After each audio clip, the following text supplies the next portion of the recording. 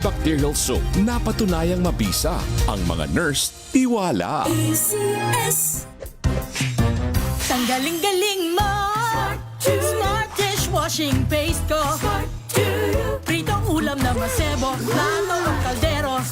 Tanggaling for everyday. Ganyan, pag smart ang dishwashing paste, may double tanggaling formula. Tanggal ang sebo, tanggal ang bakterya. Pahit para walang bahid. Linis fantastic sa metal at plastic. Number one ko to. Tanggaling-galing mo. Smart dishwashing paste. ACS. How you spend your morning can often tell you what kind of day you are going to have. Me, I always start my day with a fresh cup of my favorite MX3 coffee. Mahalagang paalala, ang MX3 capsule ay hindi gamot at hindi dapat gamiting panggamot sa anumang uri ng sakit.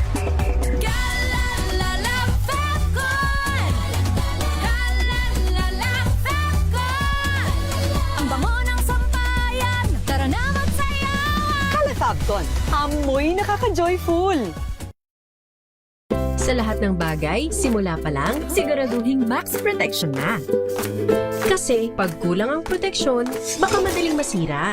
Sa ngipin, dapat may max protection din. Max sa halaga ng unique toothpaste. With Max Protect Formula, help stop cavities before they start, while keeping breath fresh. Try unique maximum fluoride protection. Para max alaga, max protektado. ACS. May nagbago. May arte? May budget? Akala nyo lang yon. So solid. White rose papaya. Wow, white rose. White rose papaya. Wow, white rose. White rose papaya. May glow up with a white rose papaya. White Rose Papaya. May puti power times 2 kasi may papaya at niacinamide. May shea butter and tea tree oil pa. Kutis sulit ang glow May up. glow up with a white rose papaya. White Rose Papaya. Kutis sulit ang glow up. ACS. Wow, ang saya. Isang barangay na labada, puro mancha pa. Goodbye, pahinga. Mommy, isang laba lang yan sa Pride Bar Blue. May powerful stain-away enzymes na malupit sa dumit mansya. At di masakit sa kamay. Isang laba lang yan. Hello, pahinga.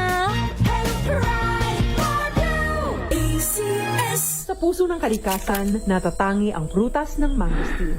Ito ay nagtataglay ng antioxidant compounds na alpha, beta at gamma mangosteen. Ang MX3 capsule ay isang food supplement na gawa sa natural na mangosteen. Ito ay tested and proven to help avoid knee joint pain discomfort para iwas-iwas sa sakit with long-term supplementation 2 capsules daily. MX3 capsule. Tunay, natural at original.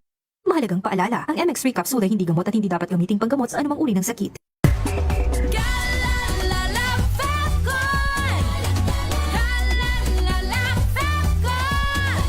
Ang bango ng sampayan. Tara na magsayawan. Calafabcon, amoy nakaka-joyful!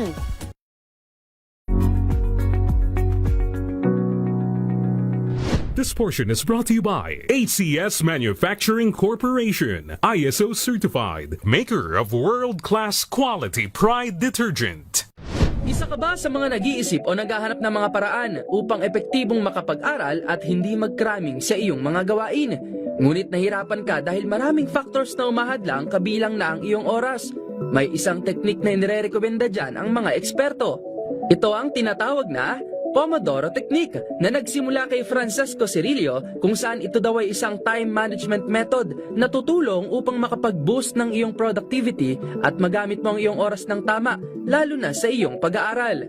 Ayon sa eksperto, ang mga hakbang sa Pomodoro Technique ay ang pagpili ng mga kailangan mong gawin sa loob ng itinakdang oras. Karaniwan na ang 25 minutes upang mag-aral. Matapos ang oras na itinakda ay magkakaroon ka ng short break at mag-set muli ng oras hanggang makumpleto mo ang isang oras o depende sa plano mo. Mabisang paraan umano ito upang magkaroon ng focus sa mga bagay na dapat mong gawin sa loob ng isang oras. Ayon pa sa pag-aaral, ang ideya na ito ay ang pagkakaroon ng organisasyon sa mga gawain at ito ay upang madaling ma-digest ang iyong inaaral. Iba-iba man tayo ng pamamaraan sa pag-aaral at ang ilan ay gumagawa rin ng kanilang sariling bilang ng oras. Depende sa mas nakatutulong sa kanila upang magkaroon ng focus sa mga dapat nilang gawin. Mahalaga pa rin ay magkaroon ka ng oras upang mag-aral at oras din upang makapagpahinga. This portion is brought to you by ACS Manufacturing Corporation, ISO certified, maker of world-class quality Pride detergent.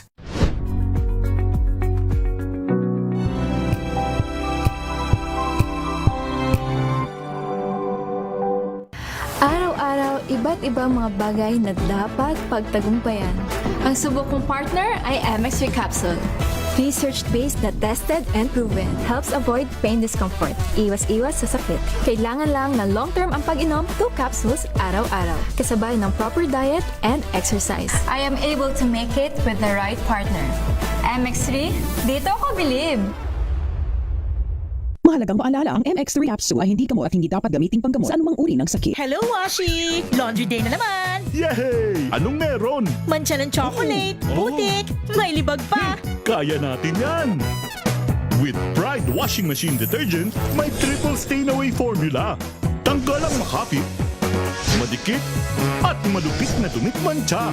Kaya easy-easy ang labada. Mula noon hanggang ngayon! All you need is pride. All you need is pride. ACS.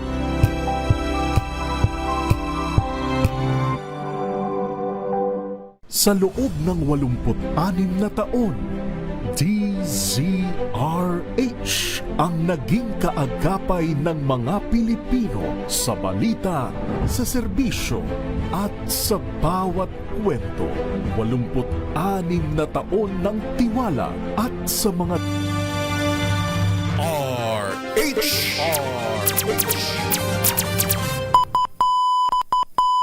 Pilipinas, ang ating oras, 9 na minuto makalipas ang 10:00 ng umaga.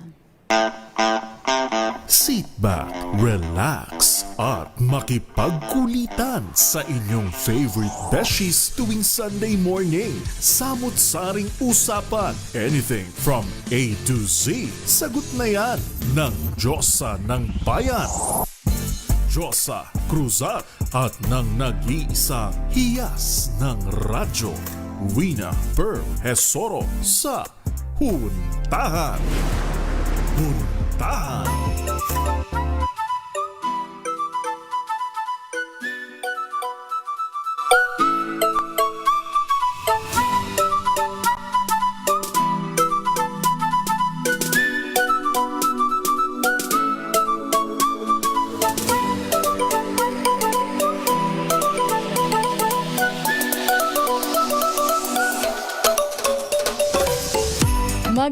Magandang umaga Luzon, Visayas at Mindanao. Magandang umaga Pilipinas. Happy Sunday morning. Ngayon po ay araw ng Linggo, April 26, 2026. Aba, huling linggo na po sa buwan ng April. May na naman. Ano na naman kaya ang aasahan natin sa buwan ng Mayo? Pero ngayong umaga po, samahan niyo po kami hanggang 11:00 ng umaga dito po sa DZRH Huntahan. Minus po muna ang aking beshi na si Josa Cruzata. Samahan niyo po kami hanggang 11:00. Ako po si Wina Pearl Hesoro. At sa ngalan po ni Beshi Josa Cruzata, ako po si Don Carlos. Para pa rin po sa DZRH, una sa Pilipinas. Una sa Pilipino.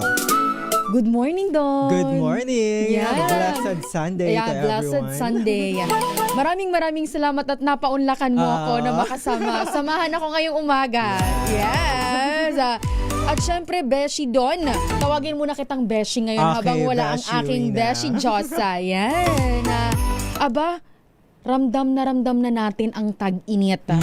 Naglalakad lang ako, napakainit, pinagpapawisan. Yes. Naalala ko nga ang kwento mo noong nakaraang linggo na pumasok ka ng mas maaga kaunti eh. Kasi nga dahil sa sobrang init, isa diba? yun sa mga tip ng health expert na planuhin daw ng mas maaga. Kasi sobrang tirik po ng araw pag 12:00. Kaya plinano mo pala ang pasok mo noong Friday, kaya diba? early OT na lang. Aba, ramdam na po natin ang matinding init ngayon. Ngayon pong mga nakaraang araw. Kaya naman marami pong nakakaranas ng iba't ibang sakit na karaniwang pong lumalabas kapag mainit ang panahon. Tulad po yan ng dehydration. Yan po yung mga binabanggit ng ating mga expert na kailangan nating uminom ng maraming tubig para iwas dehydration, di ba, Beshi Don? Tsaka bukod dyan, sumasabay pa yung hindi magandang air quality po dito sa Metro Manila, di ba? Oo Kaya nga. dapat todo ingat po tayo ngayon. Yun. At syempre po, heat exhaustion, sore eyes at iba pang mga karamdaman. Kaya syempre po, importante na alam natin kung paano ito maiiwasan at ano ang dapat gawin kapag po may maramdaman na tayong ganitong sintomas. Para mas malinawan tayo tungkol dito, maya-maya, Beshi Don, meron tayong makakausap. Andun na siya sa ating Zoom. Nasa Zoom na siya. Sige, Beshi Don, pakilala natin ang ating makakahuntahan ngayong umaga. Dahil po importante, binabanggit natin kanina na importante ngang malaman natin kung paano natin ito maiiwasan. Makakasama po natin ngayong umaga, walang iba kundi si Dr. Mark Austin Gawaran, ang Emergency Medicine Specialist ng Makati Medical Center. Magandang umaga po, Dr. Mark. Magandang umaga po, Dr. Mark. Magandang umaga sa inyo. Magandang umaga din sa lahat na nakikinig at nanonood sa atin. Maraming salamat ulit sa pag-imbita sa atin para mapag-usapan yung mga sakit na dahil sa tag-init. Ayun, Dr. Mark, maraming salamat din po sa pagpapaunlak po sa aming imbitasyon ngayong umaga. Kahit na nga'y Sunday ngayon, di ba kung sasabihin nila, ang Sunday ay rest day, higa-higa lang, di ba? Pero andito ngayon si Sir Mark, makakahuntahan nating umaga. Unang-unang tanong ko na po, Sir Mark, ano po ba itong karaniwang sakit po natin tuwing tag-init? Maraming sakit usually ang associated sa tag-init, no? Kapag tag-init, tumataas ang kaso na tinatawag natin ng mga heat-related illness, no? Tulad ng heat exhaustion. Ito yung, kung mapapansin natin, usually ito yung sobrang pagod, hilo, pagsusuka, o minsan nagkakaroon ng malamig o malagkit na pawis dahil sa pag-init, no? So, pwede din magkaroon ng heat stroke, no? Ito yung pinakadelikado. Tumataas ang body temperature natin, more than 40 degrees Celsius, nawawala na ang pagpapawis, at minsan para tayong confused o nawawala ng malay. Siyempre, tulad ng nabanggit nyo kanina, dehydration, no? Dehydration mula sa pwede sa pagsusuka, pwede sa pagkatae, no? Pwede magkaroon ng mga tuyong bibig, ihi na medyo dark, no? O panghihina. Meron din mga sunburn, no? Very common din yan, mga pupunta sa beach or umaalis, nagkakaroon din ng mga sunburn. At tungili, nakakakita rin kami ng mataas na kaso ng pagtatae ngayon, pagsusuka, pagtatae o acute gastroenteritis, no? Kasi mas madali nang mapanis ang pagkain during this time, no? Pag naiiwan natin sa lamesa at kinakain natin after reheating, minsan hindi lahat ng mikrobyo ay napapatay, kaya nagkakaroon ng pagsusuka at pagtatae. Ayun. Pero Doc, bakit po ba parang sa ating observation po, parang tuwing tag-init, mas nagiging mataas po, parang mas prone tayo sa sakit pag tag-init? Bakit po ba? Ano po ba, Doc, ang pag-aaral po natin tungkol dito? Usually kasi ang sarili nating katawan, may tinatawag tayong paraan ng thermoregulation, yung paraan ng katawan natin na ibaba ulit sa tamang temperature, yung para tayo may sariling thermostat, no? Pero ang problema kapag tag-init, no, nagiging overwork ang katawan, pawis na pawis, no? Konting lakad lang, halos tumatagaktak na yung pawis natin, no? Nawawala yung mga fluids at electrolytes sa katawan natin, no? At kapag hindi ito napalitan, it leads to dehydration right away, no? Again, yung pangalawa is, tulad nung nasabi ko kanina, mas mabilis dumami ang bacteria. Ang mga bacteria, mahilig sila sa medyo warm environment, no? Yung medyo mainit-init, na mas mabilis sila dumadami dito. Yung pagkain na safe sa umaga, pwedeng panis na yan by hapon or after lunch, pwedeng panis na yan, no? Pwede rin bumababa ang immune system natin pag tag-init, no? Kapag dehydrated ka, mas madali kang kapitan ng infection, no? At pwede magkaroon ng direct heat injury, no? Literal na naluluto yung katawan natin internally sa mga kaso ng heat stroke. Madalas din pag summer kasi syempre nandyan yung maraming travel out of town, pagkakaroon ng interaction sa ibang lugar, no? So minsan yun, nagkaroon ng pagkakahawa kahit yung mga sore eyes, for example, madaling mahawa during this time kasi mas magkakaroon tayo ng interaction doon sa mga pasyenteng may sakit. So yun yung mga nakikita nating madalas na rason kung bakit during this summer, no, or during pagtag-init, mas dumadami yung sakit. Yung iba, mas nahihirapan sila, lalo na yung time pag from malamig, yun, di ba, usually February hanggang first week or second week ng March, tapos biglang, ayan yung init, no, yung literal na nahihirapan yung katawan natin magkaroon ng kumbaga nabibigla yung katawan natin sa pagbabago ng temperatura, na mas madalas tayong magkaroon ng sakit during this time. Ayun, yung binabanggit nga ni Beshi doon na transition, Doc, ng panahon, no, nahihirapan ang ating katawan. Parang, yun nga, Doc, parang galing ka sa, sa malamig, tapos paglabas mo, sobrang init. Tapos maya-maya, parang may Biglang sipon ka init, na. Di ba, Doc? Parang meron ka ng sipon. Yes. Actually, pati yung mga pasyenteng may asthma during this time, mas madalas silang inaatake kasi parang nahihirapan or nasusuffocate yung ang lamig. Tapos pagdating ng warm air, no, nasusuffocate, no, para ka nasisipon, nauubo, no, dito sa mga sitwasyon na ganito, no. Dr. Mark, sabi niyo po mas bumababa po ang immune system. So, sino po ang mas risk at sa mga sakit po nito tuwing ganitong panahon po?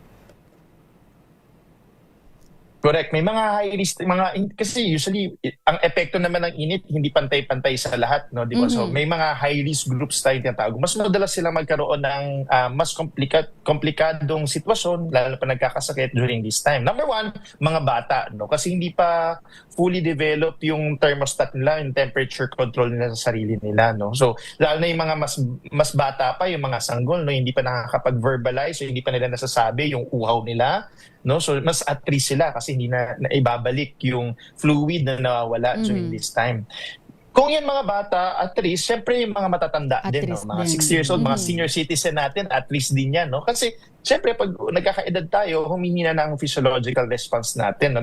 Pumapalya na rin yung thermostat natin pa nagkakaedad. Bukod pa dito, madalas kapag may kakaedad tayo, mas marami na rin tayong sakit, no?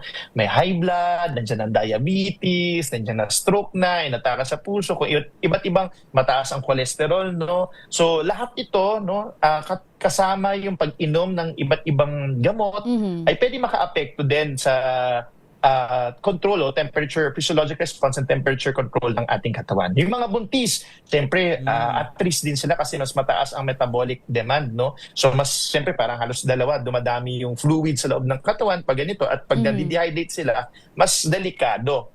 Nandito rin siyempre yung mga outdoor workers natin, mga ating kababayan na nagtatrabaho sa labas, no? Mula sa mga construction worker natin. Pero kahit yung mga driver natin na nasa loob ng kotse, no? Kahit yung mga delivery riders natin, mga sa food delivery or sa mga mail delivery riders natin, no? Magsasaka natin sa mga nayon at saka kahit yung mga mangingisda, no? They're also at risk kasi direct exposure sila sa sunlight, no? Siyempre yung mga active individuals, mga nag-exercise sa tanghaling tapat, tulad na nabanggit kanina, no? Kahit yung paglalakad mo lang sa tanghaling tapat, tostado ka na, no? So, ang importanteng tandaan natin, kahit healthy ka, no, so tingin mo, malusog ka, no, pwede ka pa rin tamaan ng mga heat-related illness, lalo na ng heat stroke. Ayun. So kahit pala healthy ka, pwede kang tamaan nito. Nabanggit mo yun, Doc, pero susugan ko po yun. Para po siguro makaiwas tayo, ano po ba ang pwede nating gawin na sabihin nga natin na healthy naman ako, kumakain naman ako ng gulay, prutas, umiinom pa ako ng vitamins. Bukod po dun, Doc, ano pa ba ang pwede nating gawin? So, syempre dapat mga simple lang na paraan para mapanatiling presko tayo, no. Number one, hindi kailangan maging mahal, no. Mga simple lang sa bahay natin. Number one, syempre ang pagpili ng tamang damit, no.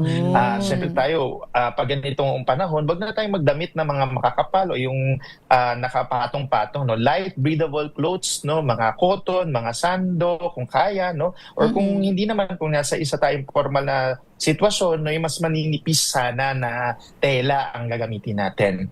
Ang pagligo, yan, sa araw-araw. Kung kaya, 2 times to 3 times a day. Yung pagligo natin, no, kasi isa sa paraan para medyo lumamig yung katawan natin, mabigyan ng tulong yung katawan natin to do thermoregulation, no. Number 3, ventilation, no. Kahit hindi aircon, kasi syempre hindi naman sa atin lahat may aircon, no, pero yung access natin sa electric fan or kahit pamaypay, no, yan very importante. Hindi dapat po tayo masyado sa tapat ng araw. Huwag natin din tayo lumabas sa tanghaling tapat, no? Ang sabi nila, mula 10 a.m. hanggang 4 p.m. or 3 p.m.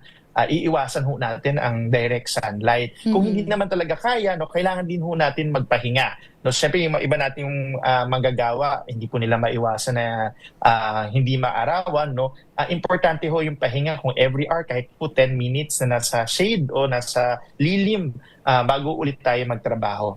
Mag-iwas din po tayo sa mga siksikan, sa mga masisikip na lugar, no, kasi nahihirapan po din yung medyo mainit din ho ito. At syempre kumain din ho ng mga pagkain na hydrating, no, tulad ng mga pakwan, pipino. At huli ho ay syempre, ang pinaka-importante ay dapat ho laging tayo meron tubig. No? Kung hindi ho tubig, yung mga oral dehydrating solutions ho natin na may asin bukod ho sa tubig, ay very important ho yan para hindi man po pa tayo nauuhaw, no? May chance na ho tayong uminom. Ayun. Dok, kasusugan ko ulit yung sinabi mo, binanggit mo kanina, kailangan nating maligo. Kung pwede ay 2 o 3 beses sa isang araw. Parang kain lang, di ba? Kailangan natin kumain ng 3 beses sa isang araw. Eto, Dok, kasi di ba, mahilig banggitin ng mga nakakatanda na kapag ikay galing sa pagod, galing sa init, iwasan mo daw na maligo agad. Kasi nga daw pwedeng mag-cause ng sakit. Kung ano-ano binabanggit, Dok, ng ating mga kababayan or ating mga matatanda. Ito po ba, Dok, ay totoo? Kailangan ba talagang, halimbawa, ako po, galing po akong work, pagdating ko sa bahay, maliligo kagad ako. Pwede po ba yun or hindi? Actually, yung konsepto ng pasma ay Ayan, opo, Dok, pasma. Yan, di ba yung tawag nila? Pasma. Minsan, yung ibang matanda, ang tawag nila rayuma. Rayumahin ka kapag naligo ka kaagad. No? Pero mas madalas ay pasma. No? Yan very common ho natin. Nagkataon na nanggaling ho ko sa isang institusyon na meron din ho kaming background on kumbaga indigenous and traditional medicine, no. Syempre ho kung babasahin lang natin bilang doktor, nang babasahin lang natin ho yung mga western medicine mula sa ibang bansa, no. Wala ho sila ng konsepto ng pasma. Ang pasma ay very po yan, specific sa Filipino culture, no. Hindi ko po mahirap na ho natin syempre kumbaga hindi ko po i-negate yung sinasabi ho ng mga nakakatanda sa atin. Pero ang caution ko po kasi ho doon is, sige ho, no, kung kunwari ay parang pakiramdam talaga na mapapasma after ho ng isang trabaho at maliligo agad, pwede naman ho tayo magpahinga ng at least 5 minutes, no? Kahit 5 minuto lang naman. Oo.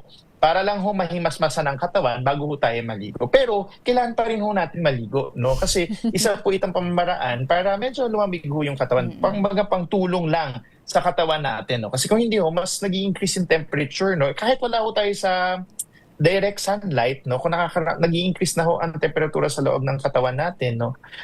Pwede pa po ito magdire-diretso. Kumbaga kung iisipin natin kung nagluto ho tayo sa oven, tapos inalis ho natin sa oven yung niluto natin, pwede pa din pa ho itong uminit, no? Lalong maluto. No? Parang ganun din ho yung konsepto, no? So mas maganda kung mahimasmasan through pagliligo. No? Pero sabi may mga studies so talaga na nagsasabi ng meron talagang pasma, no? Pero siyempre mahirap po din naman labanan yung mga nakakatanda sa atin. Baka pag-awayan pa muna sa bahay-bahay. No, so iwasan na lang po din natin. Tanong ko lang, Ayun. Dr. Mark, paano naman yung mga nagba-basketball? Bawal daw maligo after ng laro. Totoo o kaya po ba mga yun? galing sa gym. Oo, pero mas bawal ho yung medyo may amoy, no? Ayun, mas mahirap yung may amoy. Mas bawal nga yun. yung ganun din ho yung konsepto, no? Kasi hindi nyo inisip nila na papasma daw after video. Sa totoo lang ho, kasi kung iisipin, bakit yung buong mundo ay wala naman silang pasma, no? Sa Pilipinas lang, parang specific lang ho yung konsepto ng pasma sa Pilipinas, no? Again, pwede naman ho tayo mag-rest, no? Mag-cool down for 5 minutes, bigyan ng chance sa yung katawan, lalo kung siyempre hingal na hingal, no? After game o ng basketball or nag-gym, no? Or lumakad ng mahaba-haba sa kalye, nag-running, no? Pwede po tayong mag-rest for 5-10 minutes, no? You can start hydrating. Ibig sabihin, during this time, pwede na tayong umiinom ng tubig, no? Nag-hydrate na ho tayo. And then you prepare yourself to take a bath.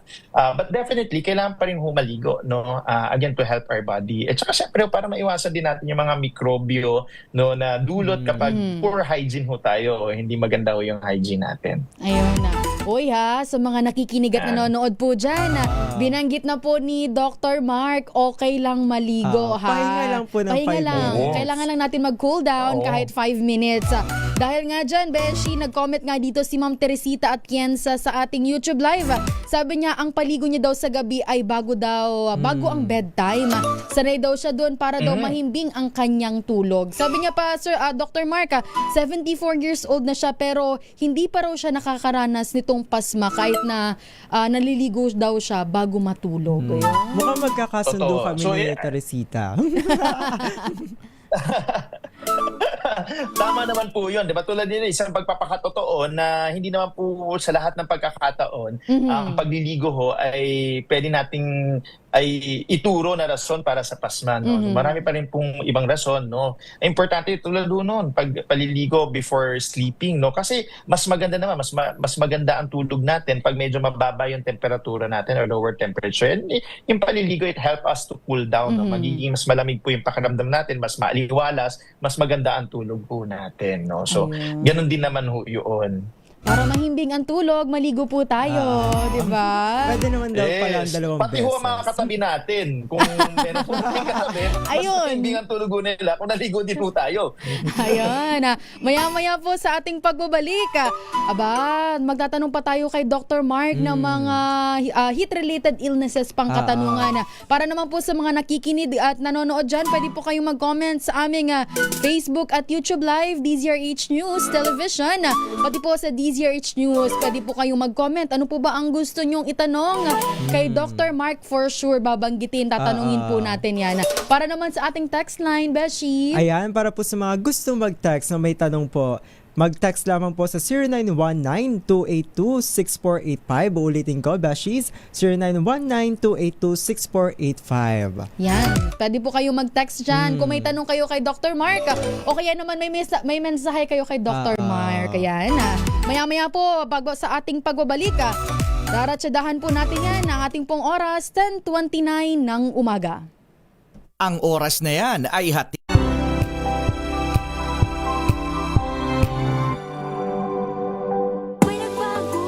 May arte? May budget? Akala nyo lang yon. So solid, white rose papaya, wow, white rose, white rose papaya, wow, white rose, white rose papaya. May glow up with white rose papaya. White Rose Papaya. May puti power times 2 kasi may papaya at niacinamide. May shea butter and tea tree oil pa. Kutis sulit ang glow up. Glow up with white rose papaya. White Rose Papaya. Kutis sulit ang glow up. ACS. Galalala Falcon. Galalala Falcon. Ang bango ng sampayan. Tara na magsayawan. Calafabcon, amoy nakaka-joyful. Halina't gumising sa isang masaganang Pinas, kung saan may bayanihan, kasama ang mga nagtataguyod sa ating agrikultura. Kasama ka rin dito, ikaw mismo. Dahil sa masaganang Pinas, lahat tayo may benepisyo. Tuwing Sabado, alas 10:30 ng umaga. Samahan niyo kami at ang Department of Agriculture sa isang oras na talakayan ng higit na mahahalagang usaping pang-agrikultura. Masaganang Pinas sa DZRH sa April 25 na. Abangan! Halika na, tayo na sa masaganang Pinas. Galalala Falcon. Galalala Falcon. Ang bango ng sampayan. Tara na magsayawan. Calafabcon, amoy nakaka-joyful.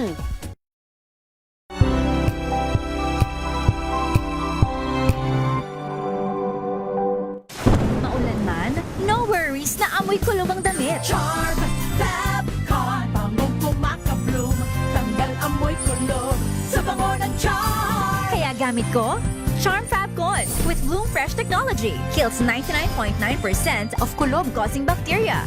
May aroma burst pa of thousands of flowers and berries. Ang sampay sa loob, no amoy kulob. Kumakablo sa charm. Charm Fabcon. ACS.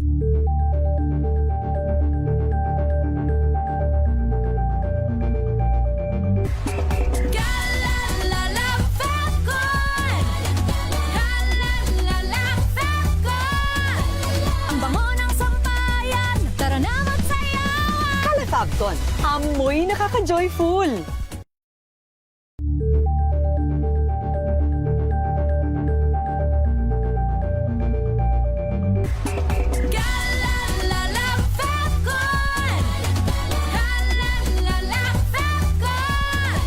Ang bango ng sampayan, tara na magsayawan. Kala Fabcon, amoy nakaka-joyful.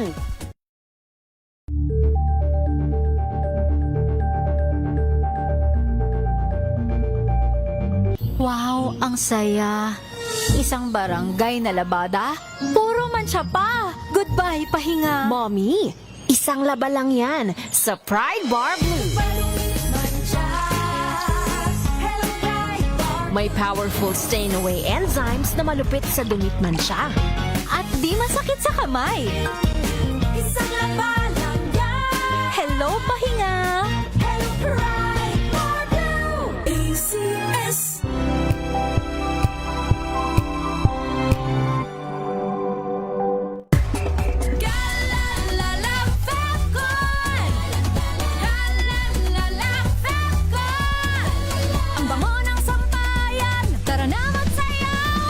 Fabcon, amoy nakaka-joyful.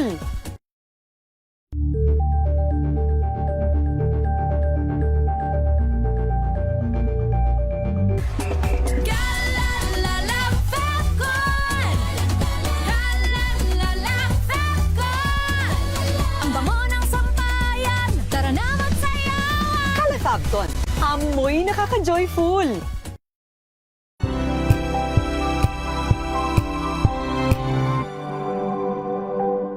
Sa loob ng 86 na taon, DZRH ang naging kaagapay ng mga Pilipino sa balita, sa serbisyo at sa bawat kwento. 86 na taon ng tiwala at sa mga darating pang taon, mas pinalakas at mas pinagtibay para sa Pilipino. DZRH. Una sa Pilipinas, una sa Pilipino. Serbisyong tapat sa'yo, DZRH.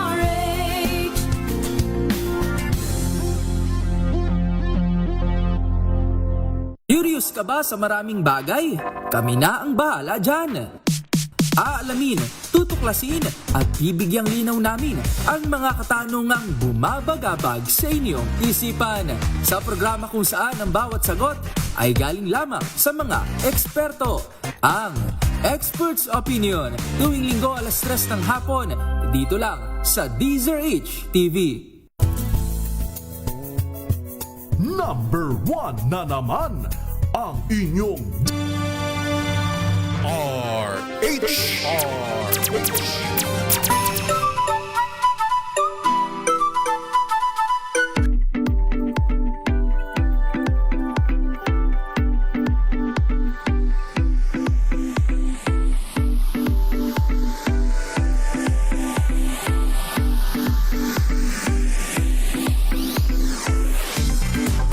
Sana 36 na po ng umaga, pinag-uusapan pa rin po natin ang mga sakit po na dulot ng sobrang init ng panahon. Ito pong tinatawag nating heat-related illnesses. Para po alamin kung ano ang mga ito at kung paano natin maiiwasan, nakakahuntahan pa rin po natin si Dr. Mark Austin Gawaran, ang Emergency Medicine Specialist ng Makati Medical Center. Magandang umaga po ulit, Dr. Mark. Magandang umaga ulit sa inyo at sa mga nakikinig pa rin sa atin at sa mga bagong nakikinig at nanonood, magandang umaga sa inyong lahat. Dr. Dr. Mark, binanggit nyo na po kanina itong mga sakit natin, di ba? Pero hindi po namin natanong, Dr. Mark, kung ano po ba talaga ang pinakamataas dito, di ba? Yung pinakasikat, kumbaga, sa mga sakit natin. Oo. So, usually, no, yung talagang tinutumpok pag ganitong sitwasyon, lalo na pag may init, no, yung mga heat-related illness, madalas nagsisimula yan sa heat exhaustion, no? Bago humahantong sa heat stress, at yung pinakahuli ay heat stroke, no, kung naririnig ho natin, no? So, yung unang-una, di ba, usually, tuloy pinag-uusapan ho natin, no, yung mga heat-related illness, kasi usually meron po tayong parang aircon sa loob ng katawan, no? Ang katawan natin parang meron tayong sistema na paraan para lumamig ito, no? Pero pag umiinit tayo, no, or nag-increase yung temperature natin, nagpawis tayo para lumamig, at pero kapag sobrang init na ng paligid, masyadong mataas na yung humidity o yung parang malagkit na sa katawan at kulang sa tubig, hindi na kaya palamigin ng katawan natin yung sarili niya, kaya nagkakaroon ito ng mga heat-related illness. Ayun. Pero Dr. Mark, pagka nafe-feel na natin yung mga ganitong sintomas, ano po ba yung mga parang first aid, paunang lunas po natin para dito? So, kung okay lang, kung mabibigyan tayo ng pagkakataon, ma'am, no? So, siguro mas maganda para sa nakikinig sa atin. Ano ba itong mga heat-related illness? Hindi siguro pamilyar lahat, no? Kasi baka nararamdaman na nila, hindi pala nila hindi sila aware. Na yung sakit na nararamdaman. Yes. No, so usually ang early warning sign natin, yung tinatawag nating heat stress, no, ito yung pinaka early stage. Madalas ito yung hindi napapansin natin. Ito yung sintomas nito, usually yung pagod agad kahit konting galaw lang, no, uhaw na uhaw, pawisin, medyo nahihilo na tayo, lightheaded, no, at nai-irritable, no, parang naiinis tayo kasi mainit, no. Usually ito yung paraan ng katawan natin para sabihin na, uy, magpahinga muna tayo. No, so usually doon nagsisimula 'yon. After noon, kapag na-expose pa rin tayo sa init, wala pa rin tayong ventilation, no?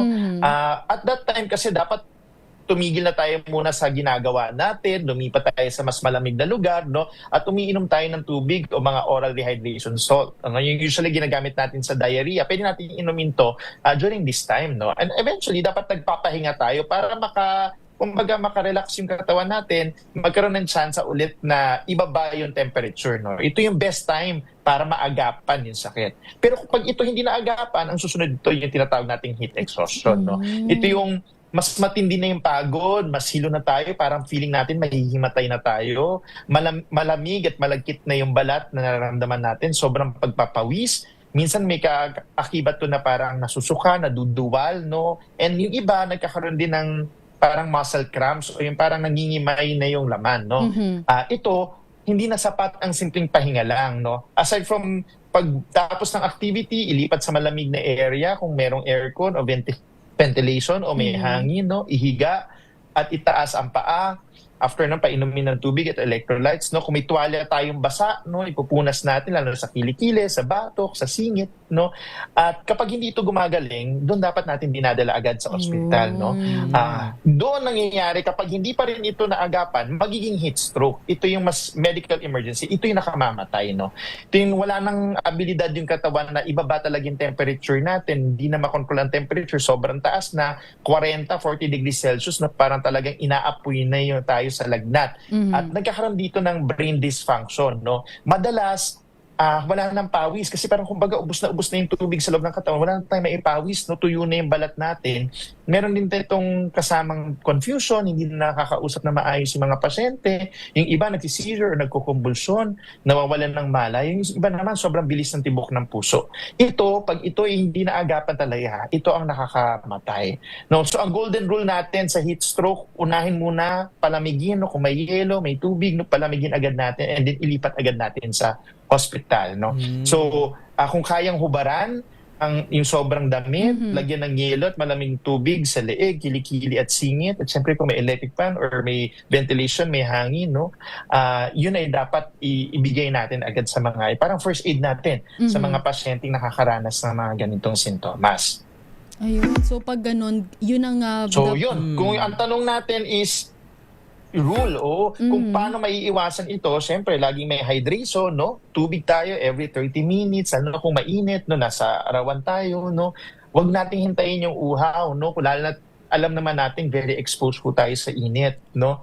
Pangalawa ho is heat avoidance. Heat avoidance meaning wag muna ho tayong lalabas, no, kung kaya, direct sunlight ng 10 a.m. to 4 p.m. or gumamit ho tayo ng mga payong, sombrero, or kahit pa paano may shade, no? And then syempre, ang huli, body awareness. No? Makinig tayo sa ating katawan. Huwag natin ipilit kahit pagod na tayo, nahahapo na tayo, hingal ho tayo. Huwag na natin ipilit, no? Pwede ho tayo magpahinga. Ito po yung mga rason, yung katawan ho natin, matalino po ang Diyos kung paano na ginagawa ang katawan natin. Yung mga built-in system ho tayo na nagsasabi. Nagkakataon lang ho kasi na hindi natin pinapakinggan kaya lalong lumalala ho yung mga sakit. Ayun, Dr. Mark, dalawang tanong po para sa akin. Nabanggit niyo po kasi, Dr. Mark, itong pag-inom ng tubig at ito pong pagbabad sa labas sa mainit na panahon. Unang tanong ko po, Doc, about po sa pag-inom ng tubig. Totoo po ba? Ano po ba talaga dapat? Ilan po nga glasses ng tubig ang dapat inumin po natin kada araw? Kasi may binabanggit po sila nga 8 glass per day. 8 to 12. Meron din pong 8 to 12. Tapos pangalawang tanong ko po, Doc, about sa pagbilad natin sa araw. Kasi meron tayong misconception na tinatawag na parang yung iba, binabanggit nila na alas 9 ng umaga, pwede pa, okay pa siya, may nutrition pa siya para sa ating vitamin D daw. may vitamins pa. Yun po, Doc, ano po ba dapat ang mga dapat nating tandaan na patungkol po dito?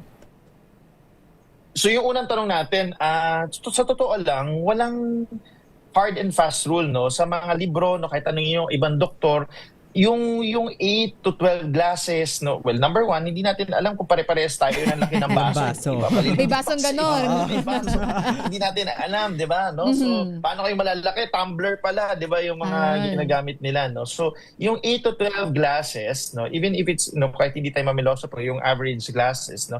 Hindi siya, kumbaga, para lang madaling matandaan ng tao na at least meron silang iniinom. May goal ba, kumbaga. Pero sa totoo lang, walang ganun sa medisina, no? Ang pinaka rule talaga natin yun is kapag nakakaramdam tayo ng konting uhaw, no, dapat nag-start na tayong uminom. No? Pero kung yun talaga, kung hindi naman ganun kainitan, basta may konting uhaw, dapat nag-start na tayong inom. Pero pag sa mga ganitong sitwasyon na napakainit, no, minsan sa Metro Manila, tumataya ng 40, 41 degrees Celsius sa labas, no? Kung alam po natin ang mga ginagawa po natin na ay expose po tayo sa init, no, kahit po 30 minutes, 40 minutes, umiinom na ho tayo. Kahit hindi pa po natin nararamdaman yung ganong uhaw, no?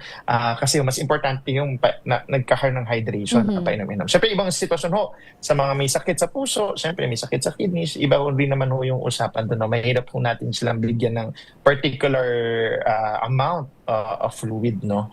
Pero hanggat maaari, makikinig ho tayo sa katawan. Kung nakakaramdam na ng konting pagtuyo sa labi, pagtuyo sa lalamunan, uminom na ho tayo, no? Kahit hindi pa tayo uhaw. Yun ho yung unang tanong, no? Yung pangalawang tanong ho ay nakalimutan ko yung pangalawang yung oras po, Doc. Yung pagpapaaral. Tama naman ho yun. May vitamin D talaga na tayo nakukuha sa pagkaroon ng pagpabilad natin sa araw. Unfortunately, or fortunately also, we're near the equator na masyadong malapit po tayo. Ngayong summertime, masyado talagang matindi ang init. No? Kung tutuusin, alas 6 pa lang ng umaga, nagsisimula na ho yung init. Totoo. So, ang rule of thumb ho natin, hanggat hindi dapat ho nakakapaso yung pakiramdam sa balat, no? Kasi hindi naman po natin gugustuhin na magkaroon ng sunburn. Usually, kung hindi may kalamigan ho ang panahon hanggang alas 9, no? Pero sa ngayon ho, nakikita ko kahit mga hanggang alas 7, 7:30 or 8, napakainit na ho, no? Hindi na tayo pwedeng mag-expose. At kung sakali naman ho, may kakayanan ho tayo, no? Pwede po dapat po talaga naglalagay tayo ng sunblock sa mukha or sa ating balat, no? Para hindi ho nasusunog. At mas malaki yung chance na ma-dehydrate kapag sunog ang balat. Ayun, di ba? Kailangan natin mag-sunblock doon. Lalo na ikaw kasi naglalakad ka, di ba? Mula sa iyong tinitirhan papunta dito sa office. Go ahead doon. Dr. Mark, sabi nyo body awareness. Paano naman po yung mga, sabi nyo, yung mga sanggol na hindi makaimik? Ano po ba mga dapat gawin ng ating mga mommies para po sa kanilang mga babies? Yun, number one, very good yun. Kasi siyempre yung mga bata gusto ng mga mothers na paarawan, di ba? Gusto pinapaarawan natin yung mga bata. No? So yun din ho yung rule of thumb natin. Wag na ho natin paarawan ng siguro hanggang 7 a.m. lang ho. Lalo na ho ngayon, 7:30. Diba? So pag nakakaramdam na tayo, medyo nakakapaso na ho yung pakiramdam, no? Wag na natin paarawan. Pangalawa ho, make sure ho, lalo na sa bahay lang naman ho tayo, na very light clothes lang ho ang suot ng mga bata, no? Ang mga sanggol, no? Kung hanggat maaari ho, lalo, kung hindi naman ho maraming lamok o hindi kaya naman ho natin bantayan, at hindi naman po sa tapat na araw, wala na pong damit, lalo na sa tanghali, no? Pwede naman meron na lang hong lampin, no? And then, syempre, of course, isa po sa mga nakikita naming senyales ng dehydration sa bata, yung pag-iyak nila, ho. Kung napapansin natin, parang halos kumukonti ho ang luha, na pag umiiyak ho ang bata, kasi ang bata naman talagang umiiyak naman ho yan, no? And then yung balat ho nila, yung hindi ho maganda yung pagbalik, no? Pag pinisil natin, hindi agad bumabalik, no? Oo, yun pa yung mga sinyalis ho ng dehydration, no? So, kailangan ho natin painumin. Maganda din ho na pinapainom din ho sila ng tubig pagkatapos ho ng nagbe-breastfeed or nag-milk ho sila, no? Para meron pa rin hong hydration yung mga bata. Ayun. Dr. Mark, nabibiti na ako sa usapan natin with Dr. Mark. Parang madami pa akong gustong itanong sa kanya. Pero, mag-aalas 11 na po ng umaga. Panghuling tanong ko na po ito, Dr. Mark.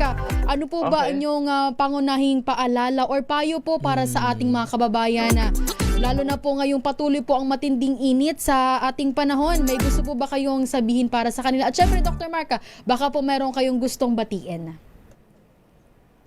So sa ating mga kababayan, sa ating mga nakikinig na nanonood, ang pinaka-importante nating tandaan ho, ang heat stress ay babala, ang heat exhaustion ay warning, pero ang heat stroke ho ay totoong emergency, no? Kung may isang bagay po kayong tatandaan sa usapin natin ngayon, huwag hintaying lumala bago kumilos, no? Prevention is better than cure, no? Uminom ng tubig, magpahinga at makinig sa inyong katawan dahil sa init ho ng panahon, ang kalaban natin ay hindi nakikita pero yung nararamdaman, no? So, again, gusto ko pong batiin sa lahat po kayo, kung meron, ito po na isa po sa number 1 na gusto ko, pag meron po kayong alinlangan sa nararamdaman, sa sitwasyon nyo, kapamilya, ng kamag-anak po natin, magdemiretso na lang ho tayo at magpatingin sa mga doktor, no? Ang Makati Medical Center Department of Emergency Medicine, no, or Emergency Department ay open ho 24/7. Wala ho kaming pinipiling araw, init, lamig o tag-ulan, no. Bukas ho kami 24/7 ho para sa lahat ng sitwasyon.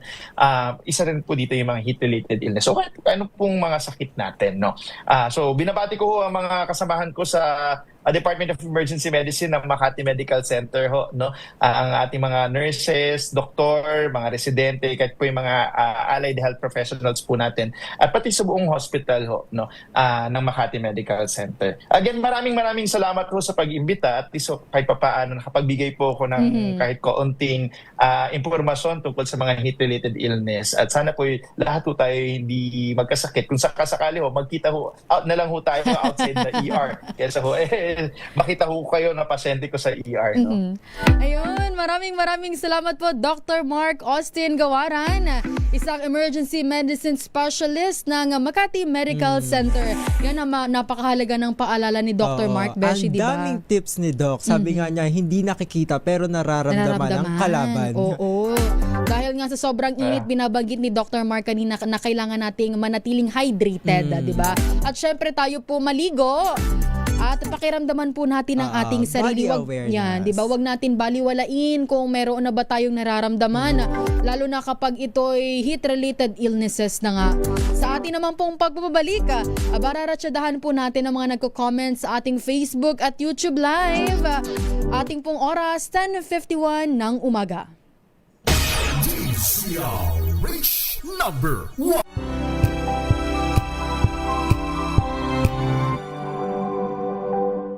Alamin ang mga maiinit na isyung pambayan, mga balitang kailangan mong malaman, usapin sa pamahalaan, politika, ekonomiya at kabuhayan. Ito ang mga dapat mong malaman, pakialaman at pag-uusapan dahil kayo ang tinig ng mamamayan dito sa Damdaming Bayan. Live sa DZRH Radio, DZRH TV at DZRH Digital. Kasama sina Lakay, Deo Macalma at Elaine Apit. Araw-araw, Lunes hanggang Biyernes. Damdaming Bayan. DZRH sa latest survey ng Kantar Media na inilabas nitong January 2026, hindi lang sa Metro Manila kundi pati rin sa Mega Manila. Patunay na DZRH lang ang inyong tunay at totoong pinagkakatiwalaan. Taos-puso po kaming nagpapasalamat sa inyong patuloy na pagtitiwala dahil ang DZRH, una sa Pilipinas, una sa Pilipino. Saan ka man sa mundo, tayo Pilipino. Maagang balitaan, maagang usapan sa mga issue at balita kasama si Kuya Angelo Palmones sa Magandang Umaga Pilipinas mula Lunes hanggang Biyernes.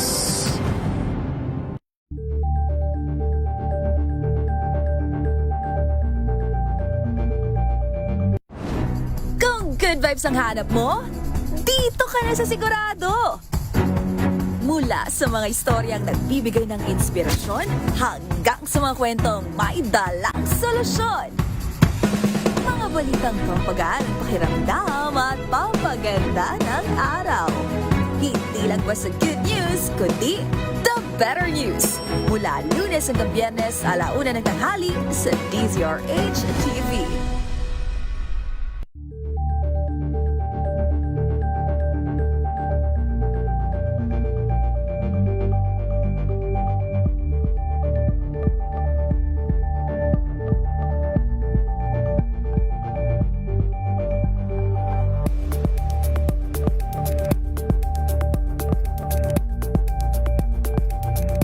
Tambalang Anthony Taberna at Jerry Baha ang gigising sa inyong umaga dahil lalatay ang humahagupit na diskusyon at komentaryo Lunes hanggang Biyernes sa 2x2.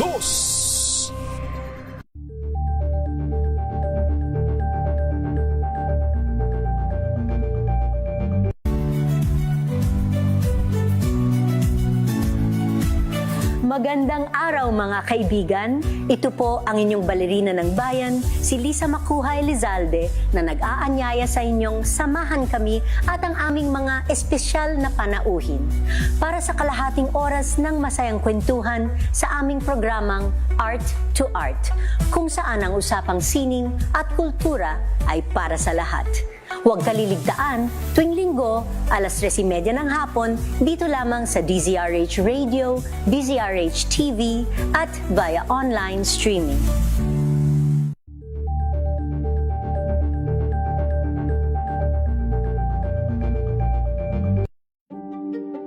Buklatin ang mga pahina.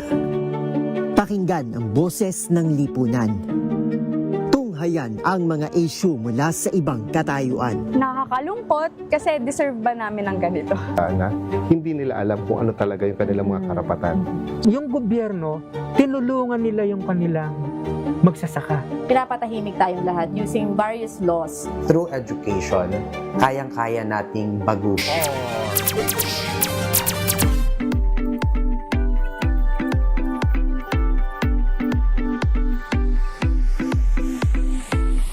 5 minuto na lang po bago mag 11:00 ng umaga. Babanggitin muna natin, batiin muna natin ang mga nagko-comment sa ating Facebook at YouTube Live. Beshi Don! Ang sabi dito sa ating YouTube, no? Sino daw yan? Sabi ni Ma'am Teresita, nagpapa-check up daw siya doon dati sa Makati Med. Med. Ay talaga namang may Suki health-seeking behavior si Ma'am Teresita pagdating sa kanyang kalusugan. Diba? At syempre magandang umaga din kay Sir Melvin Letrodo na nagko-comment sa ating YouTube Live. Ratsyadahan ko lang, Beshi, itong mga nagko-comment sa ating Facebook Live. Magandang umaga po kay Sir Randy Santisas. At syempre magandang umaga, happy Sunday daw galing kay Laren from Sorsogon sa aking pamangkin. Hi Laren, good morning! At syempre may pinapabati dito si Sir Aaron Hervilla. Happy Sunday morning. Watching daw from Nasipit, Agusan del Norte. At pinapabati niya, Beshi, ang kanyang girlfriend. Ang kanyang girlfriend na si Annalyn Duran. At kay Nanay Telly Hervilla, nanonood daw ngayon sa huntahan. Stay strong po. Yan, happy Sunday morning. Ingat po kayo at kain-kain din pag may time. At syempre magandang umaga din kay Mama Mavic, kay Tita Mavic de Juan, sa nanay ng aking Beshi Josa. Hello po, good morning. Baka Beshi may mabatiin ka. Go ahead. Syempre, nakita ko yung announcement ng barangay namin. Isasara daw yung kalsada. Kasi Hala, nga, bakit? happy fiesta po Ay! sa barangay Brolsacan, Balagtas, Bulacan. Grabe naman, isasara ang buong barangay May ba? street dance daw kasi. Okay. Yan. Shoutout po sa aking mga nanay, tatay, kapatid, dyan po sa Brolsacan. Happy fiesta! Wala ba tayo dyan? Diba? Padalhan nyo na dito yan. Lumpia naman dyan, Alam ko pwede yung parang pwede yung ride heli up mula doon papunta dito. Pwede naman yan dito eh. Pwedeng padala yan. Kaya yan. Pag ganun ba, Beshi, doon, naghahanda ba kayo? Dati, naghahanda. Pero hindi ko alam kung meron kaming handa ngayon. Bakit naman? Ayaw mo lang ata magpadala dito eh. Kaya ayoko umuwi. Mapapagastusan. At syempre, yun na ba doon? Okay ka na doon? Ay, bago lang pala tayo magtapos, partner. Batiin natin ang mga kasamahan sa DZRH na nagwagi po sa Gandingan Awards. Ito nga, babanggitin natin siya, Beshi, doon. Diba? Dahil po, kinilala ng University of the Philippines ang ilang personalidad ng DZRH News sa pinakahuling Gandingan Awards. Itinanghal po na Best AM Radio Program Host si Dr. Cesar Chavez ng programang Special on Saturday. Habang Best News Anchor naman si Angelo Palmones ng programang Magandang Umaga Pilipinas. Sa kanya pong talumpati, sinabi po ni Chavez na dapat ipagpatuloy ng Gandingan ang paghamon sa media upang manatili itong maging makabuluhan at kasangkapan sa kaunlaran. Mapapakinggan po at mapapanood ang programa po ni Dr. Chavez sa kanyang public affairs shows tuwing Sabado alas 7 po ng umaga, habang Lunes hanggang Biyernes naman ang balitang hatid ni Angelo Palmones. Sumentro po ang ika-20th edisyon ng Gandingan sa kahusayang hatid ng media sa pagbabalita at pagtalakay ng mga isyong may kinalaman sa kapaligiran. At dahil po dyan, good news! Eto naman, binabanggit ko pa lang. Eto naman, kaya nga sabi ko hindi pa po ako uuwi, maya-maya pa po ako uuwi. Dahil po dyan, sagot daw ni Sir Angelo Palmones sa aming lunch today. Maraming salamat po. Ito po ay mula sa Sunday Group. Maraming salamat po, Sir Angelo. Dahil dyan, magpapaalam na ba tayo? Yes, magpapaalam na tayo. At bago tayo magpaalam, Beshi, baka magtampo ang aking nani at tatay. Magandang umaga po, Nanay Gina at Papa Edwin dyan po sa Sorsogon. Batiin ko rin ang aking mga kapatid dyan. Ilan ba kami? Yes, ang aking mga kuya at ang aking ate at syempre sa aking mga pamangkin. Magandang umaga at ingat po tayong lahat. Lalo na ngayon na sobrang init ng panahon. Dahil po dyan, dito na po nagtatapos ang ating isang oras na huntahan. Ating isang oras na chikahan. Dito po sa huntahan, minus po muna ang ating Beshi na si Josa Cruzat. Kami po ang inyong nakasama, Wina Perlasoro. At ako naman po si Don Carlos. Para sa DZRH, una sa Pilipinas. Una sa Pilipino. Ang ating pong oras, eksakto alas 11 ng umaga.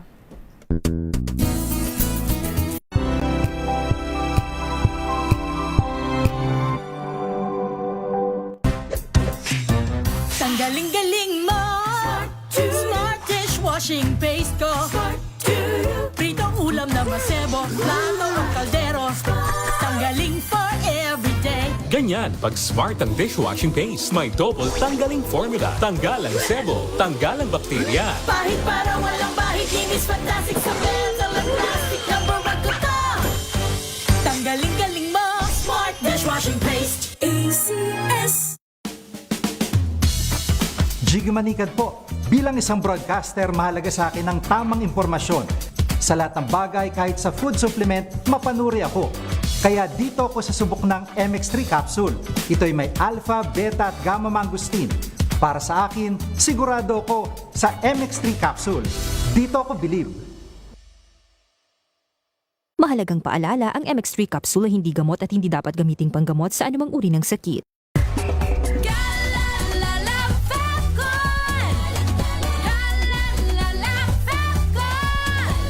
Ang bango ng sampayan, tara na magsayawan. Calefabcon, amoy nakaka-joyful! Sa lahat ng bagay, simula pa lang, siguraduhing max protection na. Kasi pag kulang ang proteksyon, baka madaling masira. Sa ngipin, dapat may max protection din. Max Alaga ng Unique Toothpaste. With Max Protect Formula, helps stop cavities before they start, while keeping breath fresh. Try Unique Maximum Fluoride Protection. Para Max Alaga, Max Protektado. ACS.